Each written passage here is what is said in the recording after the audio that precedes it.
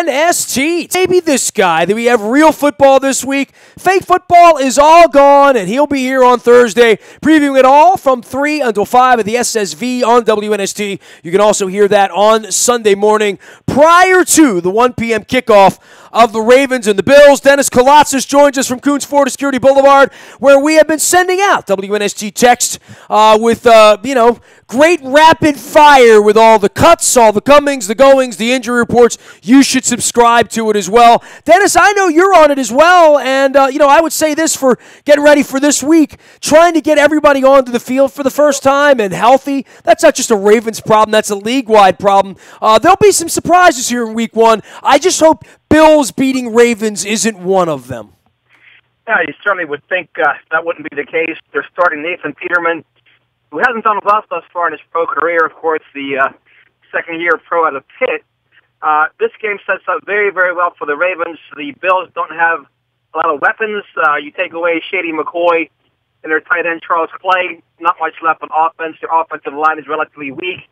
Defensive line hasn't put a pass rush on the quarterback. This looks, it could be a trap game if the Ravens look past it, but since it's the opener, I'm feeling good about their chances.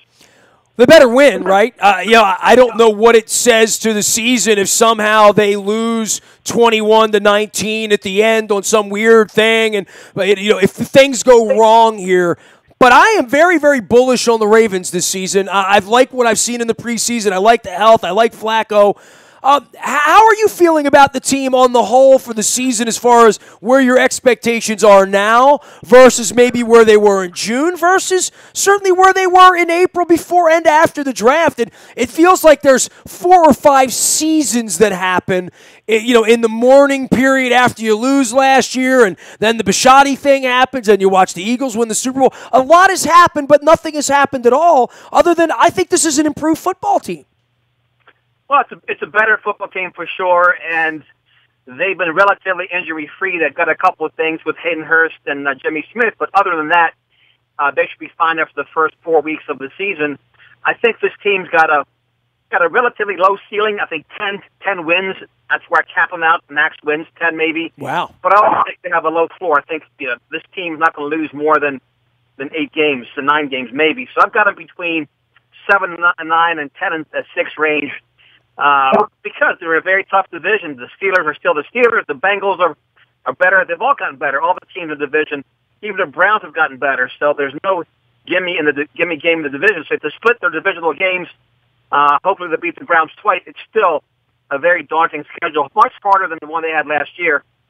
But hopefully, if all things go well, Nestor, 10 wins should be enough to get them into the playoffs. Well, you talk about the schedule and how it breaks down for the Ravens. And I know Billick would always talk about the quartiles. There's 4 parts in the season, the first 4, the next 4. I'm concerned with the first 5 and certainly where they would be going into Cleveland.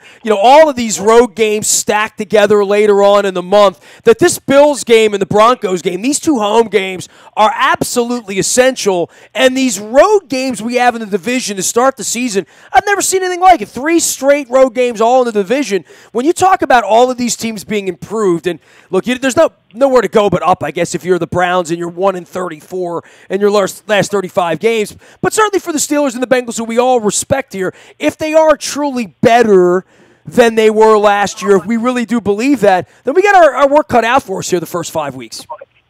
Yeah, you got to win the divisional games, and look, let's assume they get by the Bills, and they should get by the Bills. That Thursday night game against the Bengals is huge. You're playing Andy Dalton, trying to erase that stench of that 4th and 12 last year, that awful loss that kept the Ravens out of the playoffs. But you also have a new defense, right? You have a new defensive coordinator. They'll see a different look. And hopefully it'll be a different look, one that Joe Flacco can take advantage of, because he certainly struggled against Marvin Lewis's schemes and Mike Zimmer's schemes throughout the year. Terrell Austin is a new defensive coordinator, but to me that's a huge game in the schedule. Happened early in the season. Hopefully Andy Dalton remembers he's Andy Dalton, and the Ravens can take care of business, but the Bengals do have some weapons. We saw it last year. They had the game in hand before the Ravens came storming back and, of course, lost in the end. But these divisional games, as you mentioned early in the season, they'll set the tone for sure, give us an indication of how strong this team is. I'm just curious about the defense and the offensive line. I think the offensive line, I'm less concerned about, but This defense has a shot to be a top 3 defense in the league.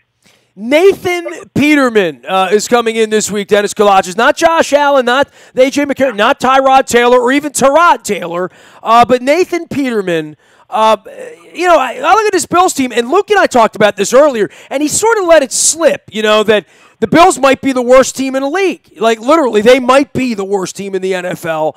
And this is where you start the season. This has to go well on Sunday, right? Well, it has to. They traded away A.J. McCarron to the Raiders this week. And Josh Allen, you got a rookie quarterback out of Wyoming. You don't want him starting his professional career at M&T Bank Stadium. That's probably one of the worst places. He might never be the same if he's allowed to play a few downs against the defense. And I expect the crowd to be there. I expect a full house. I expect the Ravens fans to be a fever pitch by kickoff. I certainly plan on being there. My family's going to be there. We just can't wait to support the team this year. It's going to be fun, right? I mean, it feels like it's been a little while, and I feel like it's been a little while since we've gone for week 1 where there's a homecoming game, right? I mean, we have a game we're supposed to win, so this isn't a divisional game, and it's not playing the Broncos, to start the season or whatever on the road. That there should be some optimism around the team. I think there's optimism around Joe. I think they have some likable football players and some sort of legends mixed into this whole thing here. I think for Ozzie, for Harbaugh to have been here this long, Flacco, Yanda, the Sam Cooks, the guys that have been around here for a long, long time. This is, I don't want to say the end of an era, but I don't know how many more we're going to have Flacco and Harbaugh. I know we're not going to have Ozzie next year, right? So we're about to go through some change around here with the veteran nature of this team. And I think there's a lot riding on this season for a lot of different people. Well, there certainly is, Nestor, and hopefully, look, the team comes out strong. They are the Ravens. They are who we think they are, and maybe with 8 minutes left, we get to see Lamar Jackson hand the ball off to Ken Dixon, and while the team runs out the clock. That'd be a great way to start the season. Get the fans on the bandwagon.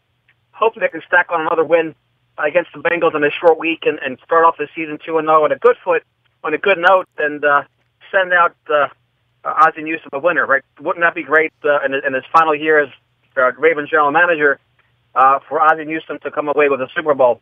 A lot of things have to go right for that to happen, of course, and they've got to get by the Bills. Cannot look past the Bills, and I don't think they will. I think John has always done a great job of having this team prepared.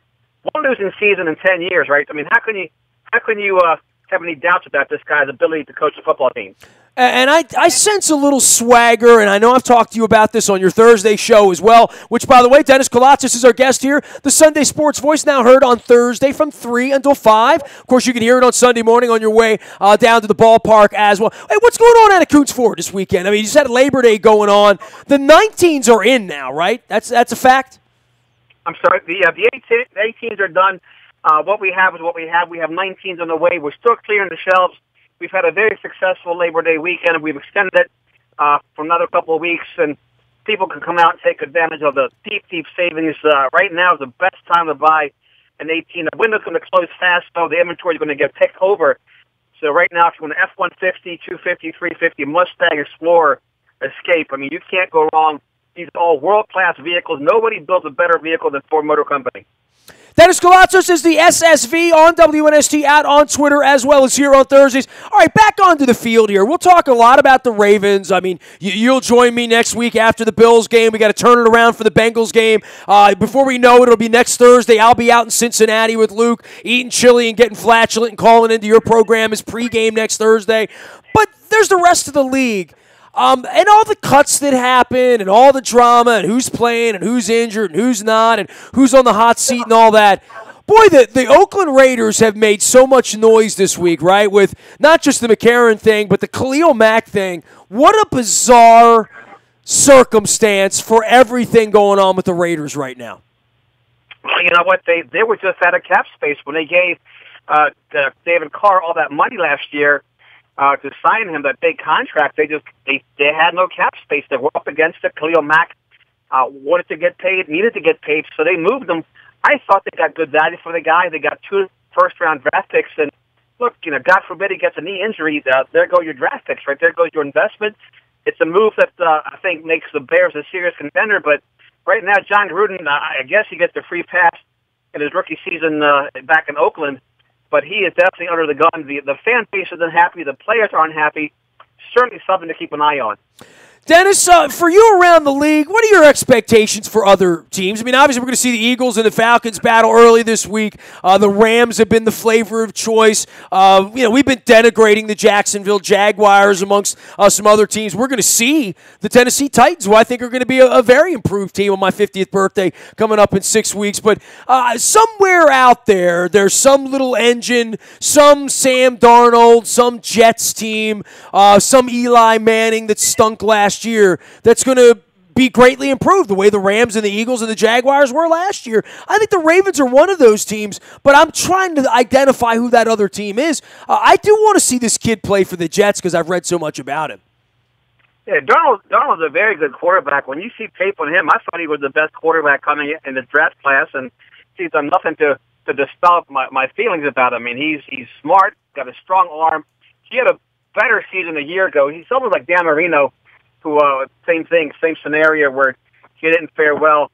Should have came out a year earlier. He would have probably been the first pick overall to come out earlier. But look, he's gone in there. He's done a great job with the Jets. But to me, the power's still in the NFL, in the NFC. I think the Saints are a little bit under the radar. I like them a lot. That's a good team. The Packers, they've done some things on defense. Two quarterbacks taken 1 and 2 in the NFL draft. They've done some things to improve themselves. The 49ers with Jimmy Garoppolo, again, another team that's much improved over a year ago. They've had a great draft class. It's going to be a lot of fun, but the balance of power is still in the NFC. The AFC, you got the Patriots, you got the Jaguars, as you mentioned, you got the Steelers. I think, like you, I think the Ravens can make some noise, and once this team gets to the playoffs, as we've seen in the past, anything could happen, but they've got to find a way into the playoffs. Also the Chargers, San Diego Chargers, another team a little bit under the radar, but it's going to be a lot of fun to see how this season progresses. I think everybody's excited. Definitely people in Baltimore excited. We want to see football again, and we just can't wait till kickoff. Well, Dennis Koulatsos will be out of Coons Ford off Security Boulevard. He'll also be in the studio from 3 until 5. It is the SSV on WNST, also rebroadcast on Sunday morning as we get ready. All right, Dennis, I'm going to ask this question all week long, probably every week. Lamar Jackson, how many times will he touch the ball on Sunday? I'm going to say 13 times. How about that? I'll give you 13. Fourth quarter, he'll come in and that's just. You think there's a mop-up role here? All right. Yeah. 13 times I think to mop it up. I don't think he'll take any shots downfield. He may do a bootleg or two to practice sliding. I think I would recommend that. Right, teaching the young man how to get down earlier versus later. Right, that will help his career. And that's the other interesting part about the Ravens carrying 3 quarterbacks. Will we have 3 active quarterbacks on a Sunday?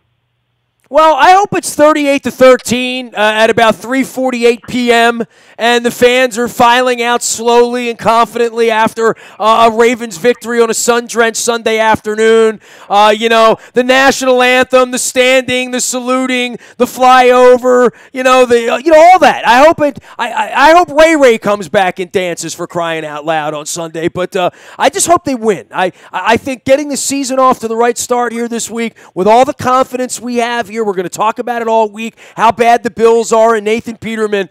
I just hope the best version of the Ravens shows up on Sunday and that we're on to something good around here, because certainly it's been a long off season with the Orioles, with the Terps mess. Even the Terps winning the other. Anything you want to say about the Terps? I mean, I got caught up in it. I got my Sporticulture Terps flower in the studio here, Dan. Look, I think Texas they need to stop scheduling the Terps on their schedule, right? They should stop making that game. 2 years in a row, they've lost, and look, after the rain delay, the storm delay, for the Terps to be able to hold that lead, I thought showed a great display of character. What a great way for that young team, through all that adversity with the death of the young man, Mr. McNair, how they were able to bounce back and circle the wagon and really put it on Texas, the number 23, what was the number 23 team, ranked team in the nation. So, my wife and I have been doing a lot of cleaning over the weekend, getting ready for football season and sort of batting it down. And Saturday afternoon, she came back after a long day out. About 1:30 in the afternoon, she laid down to take a nap at halftime. And I said to her, man, Terps got off to a great start. Now they're going to blow it and, whatever. And she woke up at like 4:30, and the game was still on. She's like, what the hell's going on around here? And I'm like, yeah, it's a 5-hour and 28-minute football game with the delay. And the weirdest part is it like never rained here. You know what I mean? Like there was nothing weird about the weather, right? Yeah. Even though 40 miles away, it was horrific. Where I was, it wasn't bad at all, and everything sort of stopped in the afternoon. I think some people were really kind of weirded out at 4:30 to say, "Oh, I can go back and watch the end of this one." I think some people got brought into it. It was a really fascinating afternoon on a lot of levels, to your point, emotionally and, for the program and what it's been through.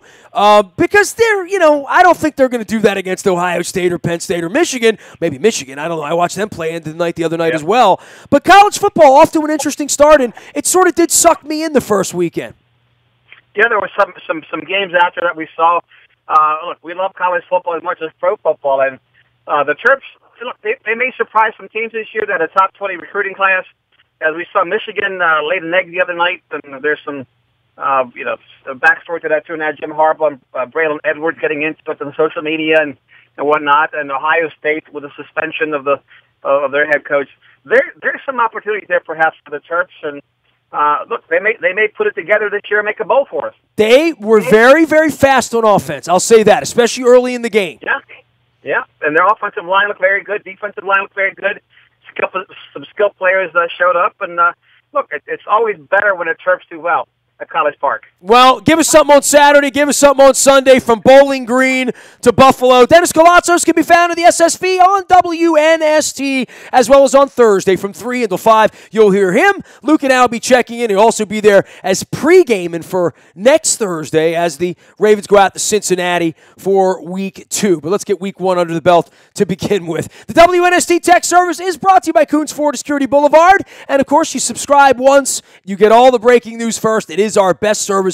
We're appreciative to Dennis and the folks at Coons Ford for sponsoring that for us. You can find me on Facebook, Twitter, LinkedIn, Snapchat, Instagram, streaming live on our Facebook as well as our YouTube, WNSTV channel. I am Nestor. We are WNST.net, AM 1570 and WNST, Towson, Baltimore. And we never stop talking Baltimore sports.